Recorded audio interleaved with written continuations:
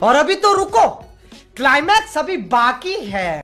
जय Shivray भावानो, part 3 मध्ये तुमचं स्वागत आहे। ह्या पार्ट मध्ये काही सुद्धा पनवती नाही। डॅम कडे जाताना फार्म हाऊस दिसला। फार्म हाऊस मध्ये आम्ही मस्तपैकी जेवण केलं, खाल्लं आणि मस्तपैकी पवलो, बोटिंग केलं, एन्जॉय केला आणि निवांत घरला आलो।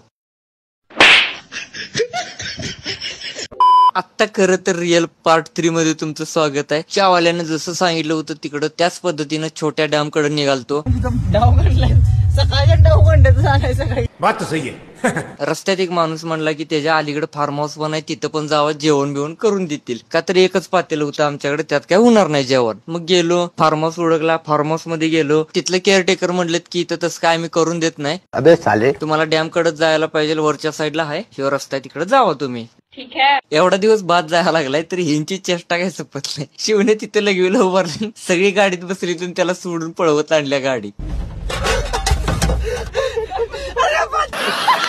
डॅमच्या गेटवर गेलो, गेटवरला माणूस म्हटला इथं बिस्लरीची पाणी जरी प्यायला तरी तुम्हाला अटक करतील, जेवण लई लांबची गोष्ट आहे, 15 किलोमीटरच्या एरियात तसलं काही चालत नाही। मग म्हटलं कुठं जायचं, जेवण करायचं आहे आम्हाला। तर म्हटला हाय तसंच ज्या फार्म हाऊस मधनं आलता तिथनं आत जावा, नदी आहे त्याच्या नदीकडेला तुम्ही जेवण करू शकताय।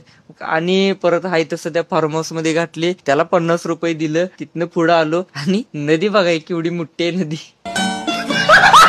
याच्याकडे काय जेवण करून एन्जॉय करणार आहे तुम्ही। आधी सगळ्यांचं डोकं फिरलं, तर त्यात यशा लागलाय चेष्टा करायला। एक तर ह्याच्यामुळे सगळं वाटोळ लागले, धरून मारलाच याला लागल्या आयुष्य।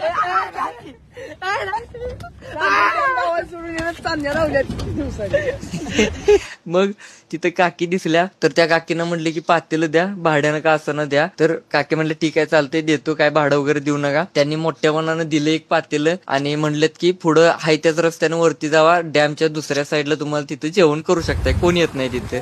गेलो गाडी घेऊन तिथे डॅम जवळ। कोण म्हणला बोट घेऊन कोण नाही दूर गाडी एका साईडला लावली आणि व्ह्यू तर एवढा खतरनाक होता की शेवटच। पण काय आमचं तिकडे लक्षच नव्हतं, भुकेनं कावळं मेलेली पाक। मग जेवणाची तयारी केली, बाकीचे पोरं जळण हुडकायला गेलीत आणि काय पनवती सप्टेवी दवा, जळण पण गावना आम्हाला। मग तिकडनं त्या डॅमच्या कडेला लाकूड पडलेलं, ती उचलून न्यायला लागलो। ती वल्ल हाय का वाळलाय ती बी माहित नाही, ढकलं तिथं नेलं।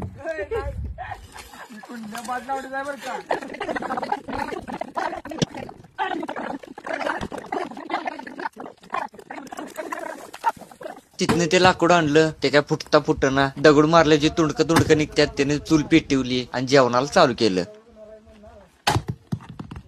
एवढ्या भुका लागलेल्या ते आळणी चिकनच खायला चालू केलं।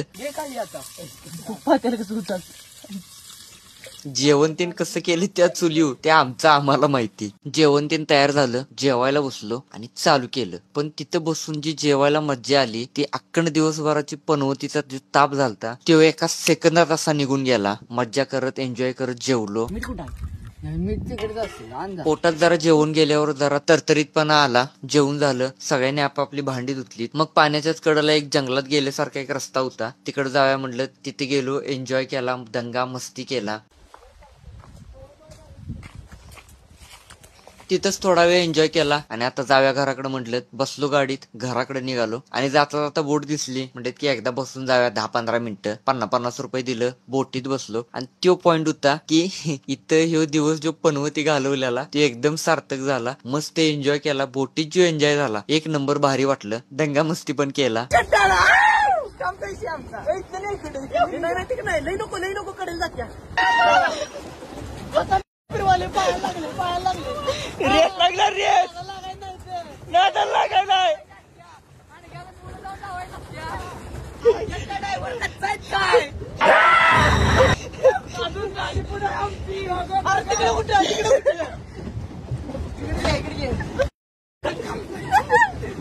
दंगा मस्ती चालूच होती, कुठं लात मार, कुठं काय कर, व्हिडिओ पण केल्यात सिनेमॅटिक टाईप।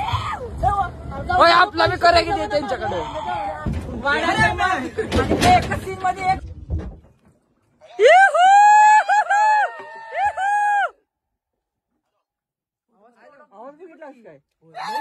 अरे हिडन जेम काय म्हटलं हिडन जेम आहे म्हटलं हिडन जेम. तिथं ओरडल्यावर का नाही आवाज ऐकू होत होता. लय मज्जा आली. जे सिनेमॅटिक व्हिडिओ केले त्या आयडियावर तुम्हाला बघायला मिळतील. नक्की जाऊन बघा. बोट मधून बाहेर आलो, पैसे दिलं. पवाय अरे किती शांतता आहे बघ. इथे इथे खाली मी खेचलो. जाताना त्या काक्यानं त्यांचं पातेलं परत दिलं. काय काय पाठी नेलतो. गाडीत बसलो आणि यांचा दंगा चालू झाला.